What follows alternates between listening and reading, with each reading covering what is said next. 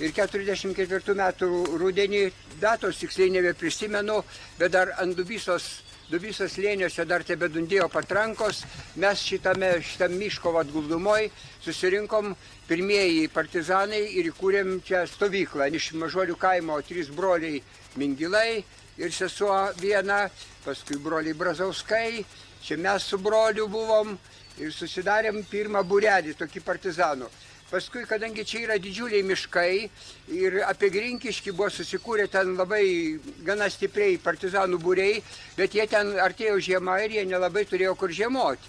Tai jie pasisiūlė čia susijungti su mumis ir čia prisijungė prie mūsų grinkiškiečiai partizanai, ten toks Lietuvos kariuomenės karininkas Gudaitis, slapyvardė Rasas ir nemažas būrelis jų atėjo čia ir mes stovyklavom kartu.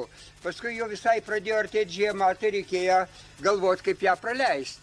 Ir čia šitoj vietoj, čia nebuvo ni tos kvartalinės, kurią mes atėjom, čia ni to griovio nebuvo, čia tokia jau glūduma miško buvo. Ir mes nutarėm įsirengti čia bunkerį. Tas bunkeris jis nebuvo slaptas, bet buvo gynybinio pobūdžio.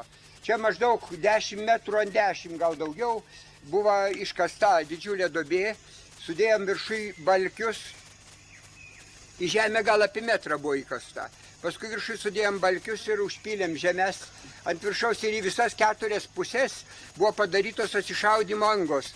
Į lauko pusę platėjančios, kad galima būtų kuo platesnį apšaudymo lauką apimti. Kad reiškia iš vieno šono ir iš kito šono persikryžiuotų kulkosvaidžių ugnis, kad galima būtų perdengti tą visą gynybinį lauką. Na ir buvom užminavę aplinkui su batarėjų pajungiant, reiškia, susprogdinamos minos, medžiuose buvom pakabinę minas, jeigu jo puolimo atveju, tai mes buvom labai stipriai pasiruošę.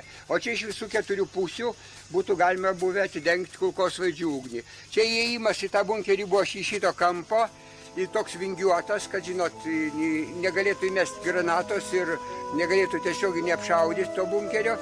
Buvo ten kampe krosnelė ir čia viename šone ir kitame šone buvo padaryti 2 aukštų gultai.